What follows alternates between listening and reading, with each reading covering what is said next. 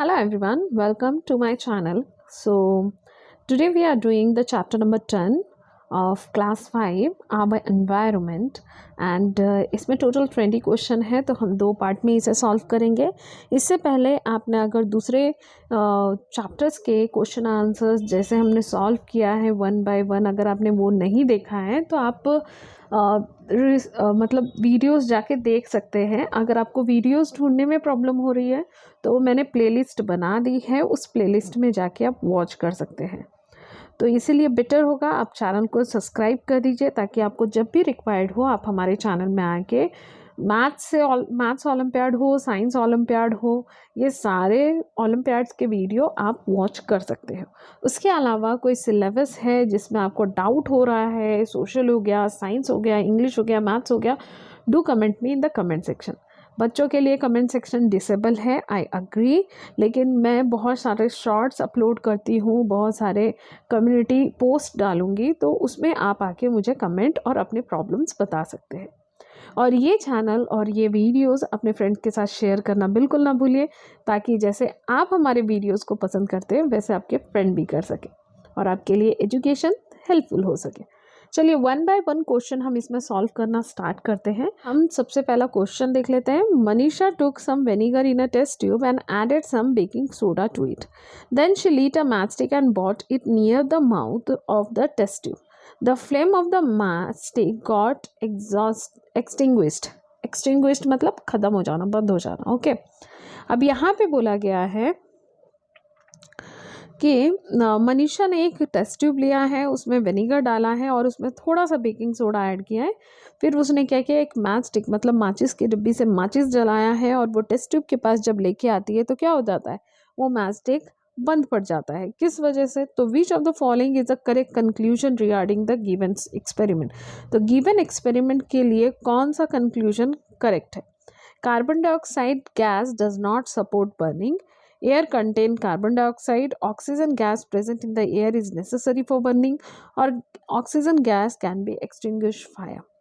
तो यहाँ पे इसका सही आंसर होगा carbon dioxide gas does not support burning, क्योंकि कार्बन डाइऑक्साइड गैस अगर बर्निंग को सपोर्ट कर रहा होता तो जो कार्बन डाइऑक्साइड क्रिएट हो रहा है from the reaction of the vinegar and baking soda वो उसे मतलब जल जाता है कि नहीं. तो यहाँ पे ऑप्शन ए जो होगा उसका करेक्ट आंसर होगा.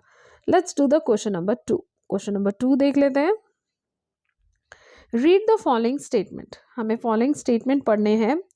नंबर 1 में बोला है the ozone layer is present in the troposphere. Ozone layer जो है वो ट्रोपोस्फियर में प्रेजेंट होता है, तो ये इनकरेक्ट है. ओजोन लेयर जो है वो स्ट्रेटोस्फियर में प्रेजेंट होता है. Okay. Density of the air decreases with the increasing altitude. ये सही है. जैसे जैसे आप हाइयर जाओगे वैसे वैसे ही आप हाइट पे जाओगे वैसे वैसे ही एयर जो होते हैं वो डिक्रीज होते जाता है. ऑप्शन नंबर 3 में बोला है air is an element that surround the earth and make it hospitable for living being. तो सबसे पहले यहाँ पे जो गलत चीज़ यहाँ पे दी है वो है एलिमेंट. तो एयर कोई एलिमेंट नहीं है कि नहीं. Air is not an element, right. Air जो है it is a mixture of gases that support the earth. तो यहाँ पे ये जो स्टेटमेंट है ये गलत है because of the element. Number 4 में बोला है exosphere is the upper most layer of the atmosphere. Exosphere जो है वो अपर मोस्ट लेयर है एटमोसफेयर का. तो यहाँ पे जो आपका करेक्ट आपको क्या बोला है करेक्ट स्टेटमेंट को ये करने के लिए, तो यहाँ पे करेक्ट स्टेटमेंट जो है वो कौन सा है, 2 and 4. तो option number B will be the correct answer. Okay, let's do the question number 3. Question number 3 यहाँ पे दिया हुआ है, आधा उधर दिया है. The given box contain some waste item. तो यहाँ पे एक बॉक्स दिखा गया है जो कंटेन कर रहा है सम वेस्ट आइटम्स. तो यहाँ पे क्या क्या है हम वो देख लेते हैं. एल्यूमिनियम कैन है, वेजिटेबल पील है, ब्रोकन ग्लासेस है, लेफ्ट ओवर फ्रूट है, काउ डंक है, टी लीव्स है, कॉपर यूटेंसिल है एंड प्लास्टिक चेयर है. इतने सारे चीज़ यहाँ पे दिए गए हैं. ठीक है, चलिए आपको क्वेश्चन क्या पूछा है हम देख लेते हैं. पहले क्वेश्चन ये है which of the following option correctly identify the number of waste item. Correctly identify the number of waste item according to the biodegradable and non biodegradable respectively. तो बायोडिग्रेडेबल एंड नॉन बायोडिग्रेडेबल क्या होता है? Biodegradable का मतलब है जो भी बहुत ही ईजिली डिकम्पोज हो जाता है उसे हम बायोडिग्रेडेबल कहते हैं। नॉन बायोडिग्रेडेबल का मतलब होता है जो जल्दी डिकम्पोज नहीं होता है। ठीक है, तो चलिए हम देख लेते हैं। एल्यूमिनियम कैन जो है वो एल्यूमिनियम कैन की अगर हम बात करें तो वो एक नॉन बायोडिग्रेडेबल है। ठीक है, वेजिटेबल पिल की बात करें तो ये एक बायोडिग्रेडेबल है। Broken glasses is a non biodegradable. ठीक है, left over fruit is a biodegradable. ठीक है, काउ डंक इज़ अ बायोडिग्रेडेबल जो बहुत जल्दी डिकम्पोज हो जाता है। Tea leaves is also a biodegradable. Copper utensil is a non biodegradable. ठीक है, plastic chair is a non biodegradable. ठीक है, तो 1 2 3 4 is a biodegradable, 1 2 3 4 is a non biodegradable. ठीक है, तो ऐसा हो गया कि 4 बायोडिग्रेडेबल है और 4 नॉन बायोडिग्रेडेबल है। तो चलिए, ऐसा कोई ऑप्शन है कि यहाँ पे है? फर्स्ट ऑप्शन ही वैसा है, that is option number A, right. Let's do the question number 4। Question number 4 में बोला है which of the following action will help in reducing pollution. किससे पॉल्यूशन कम होगी? नंबर 1 में बोला है drinking water from bottle made up of glass and metal. अगर आप वाटर जो है बॉटल फ्रॉम बॉटल, जो बॉटल से आप पानी पियोगे वो ग्लास या मेटल की बनी होनी चाहिए, ना कि प्लास्टिक के। नंबर ऑप्शन 2 में बोला using unleaded petrol in car, तो ये भी सही है। तीसरा बोला है spraying of pesticide on plant can kill to kill pest और carrying cotton jute for shopping instead of polybag, ये भी सही है। तो यहाँ पे आपको बोला है कौन सी चीज़ अगर आप करोगे तो विल रिप्रोड्यूस पॉल्यूशन। ओके, किससे पॉल्यूशन रिड्यूस्ड हो जाएगा। ठीक है, तो यहाँ पे इसका सही आंसर होगा ऑप्शन नंबर डी, क्योंकि अगर हम ड्रिंकिंग बॉटल जो है प्लास्टिक के बजाय हम मेटल नहीं तो ग्लास का यूज़ करेंगे तो प्लास्टिक जो होता है वो नॉन बायोडिग्रेडेबल वेस्ट होता है, वो बहुत ही टाइम लेता है मिट्टी में मिक्सअप होने के लिए। एंड ऑप्शन नंबर 2 में जो है वो है कि आप अगर अनलीडेड पेट्रोल कार का यूज़ करते हैं तो भी पॉल्यूशन कम हो जाएगा, सही है। नंबर 4 में बोला है प्लास्टिक बैग्स के जगह अगर हम जूट का बैग या कॉटन का बैग यूज़ करेंगे तो भी हमें पॉल्यूशन कम करने में हेल्प मिलेगी। तो option D will be the correct answer. Okay, let's do the question number 5। Question number 5 में बोला है read the given statement and select the correct option. आपको स्टेटमेंट पढ़ना है और करेक्ट स्टेटमेंट को सेलेक्ट करना है। स्टेटमेंट 1 में बोला है बायोमेडिकल वेस्ट आर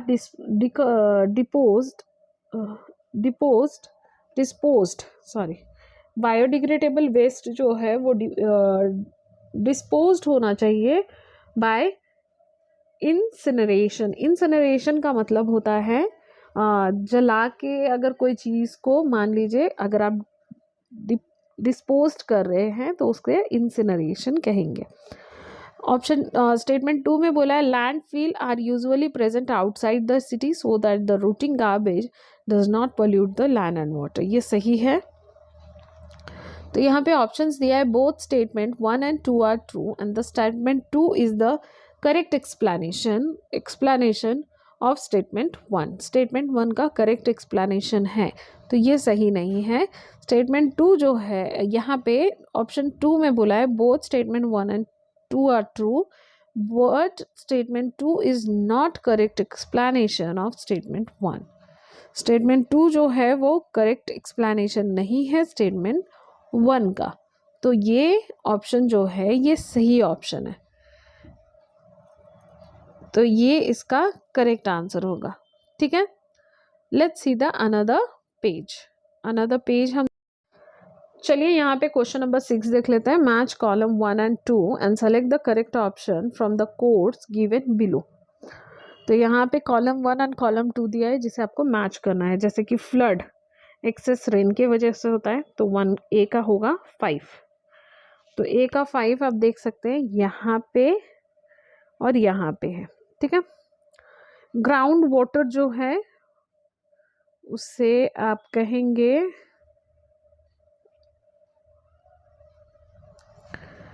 एक्वीफायर। एक्वीफायर, एक्वीफायर का मतलब होता है जो भी चीज़ किसी बड़े चीज़ों से के नीचे दबा हुआ हो तो उसे हम एक्वीफायर कहते हैं। तो जाहिर सी बात है हमारे ग्राउंड वाटर का जो पानी है वो बड़े बड़े पत्थरों से और मिट्टियों से ढके हुए हैं, राइट। अब ऑप्शन नंबर सी में बोला है ocean. Ocean is a salt water, right. Sea का देखिए यहाँ पे सॉल्ट वाटर है, ये सही है। ऑप्शन बी ही इसका करेक्ट आंसर होगा, लेकिन तब भी आगे का देखेंगे। प्रिसिपिटेशन, प्रिसिपिटेशन का होगा रेन, तो यही इसका करेक्ट आंसर दिखा रहा है यहाँ पे देखिए। और क्लाउड का है नंबर ई का होगा कंडेंसेशन, तो ऑप्शन बी जो होगा इसका करेक्ट आंसर होगा। Okay, let's do the another question. Question number 7। Now which of the following statement are true about acid rain. Acid rain के से रिलेट कौन सा स्टेटमेंट जो है वो ट्रू है। ऑप्शन 1 में बोला है acid rain are harmful, sorry acid rain has harmful effect on the living beings, correct है। Acid rain mainly compromises of H2SO4 and HNO3, सही है। Acid rain causes damage to the ozone layer, नहीं है, सही नहीं है। Ozone layer एक अलग चीज़ है। Acid rain causes damages to the building, तो ये भी सही है कि एसिड रेन के वजह से बिल्डिंग में डैमेजेस हो रही है, राइट। तो इसका सही स्टेटमेंट होगा option number D. So we put a tick mark on option number D. Okay, let's do the another question, which is question number 8. 4 identical wet towel were hung out on the clothes line to dry under different condition. तो 4 जो है towel को हंग किया गया है, लेकिन यहाँ पे कंडीशंस जो है अलग अलग है। फॉर एग्जांपल पी जो है वो रेनी डेज में है 22 डिग्री सेल्सियस में, क्यू जो है वो सनी डेज में है 32 डिग्री सेल्सियस में, क्लाउडी डे में है आर जो है 32 डिग्री सेल्सियस, और फिर है सनी डे में 35 डिग्री सेल्सियस एस। तो जाहिर सी बात है सबसे ज़्यादा टेम्परेचर मतलब जल्दी सूखेगा ये towel. Arrange them beginning with the towel that can be take the short time to dry. तो एस जो होगा वो नंबर 1 होगा, क्यू जो होगा वो नंबर 2 होगा, आर जो होगा वो नंबर 3 होगा, एंड पी जो होगा वो नंबर, यहाँ पे नंबर ही नहीं लिखा रहा है, 4 होगा। ओके, यहाँ पे क्या पूछा है SQRP, तो option number D will be your correct answer. Okay, let's do the another question which is the question number 9। Study the following experiment. तो यहाँ पे आप एक्सपेरिमेंट देख सकते हैं। एक स्केल है जिसे टाई किया गया है बीच से, और वहाँ पे मिड पॉइंट में टाई किया गया है और बैलेंस बनाया गया है 2 बलून से। ओके, और सेकंड में दिखाया एक बलून जो है उसको उसने फुलाया है एंड दूसरा बलून वैसे ही है। Now fill the balloon by blowing air in it and place it in a original position. तो आप देख रहे हैं कि बलून जो है दूसरे तरफ का जिसे फुलाया हुआ है वो नीचे की तरफ, मतलब अब उसमें वेट आ चुका है, राइट। व्हाट कुड इन्फर्ड, इससे आप क्या इन्फर्ड कर सकते हैं ये एक्सपेरिमेंट का। Air content dust particle, air does not have fixed volume, air has मास, और एयर एक्सर्ट प्रेशर। तो इसका सही ऑप्शन जो होगा वो होगा option number C, that air has mass. Now let's do the question number 10 which is the last question of this part 1. Refer to the different source of water given below. Tubewell, river, ocean, well, pond, sea. तो इसमें से आपको बोला है कौन सा option जो है वो सरफेस वाटर में आता है एंड कौन सा ऑप्शन ग्राउंड वाटर में आता है। तो इसे सॉल्व करने से पहले हम चलो एक बार सारा ऑप्शंस को देख लेते हैं। ट्यूबवेल, ट्यूबवेल जो है ग्राउंड वाटर सोर्स में आता है, तो इसे हम क्यू लिखेंगे, क्यू। रिवर जो है वो सरफेस वाटर, अरे यार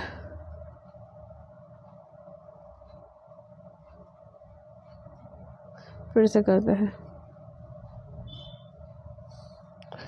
ट्यूबवेल जो है वो पी में, ट्यूबवेल जो है वो क्यू में आएगा,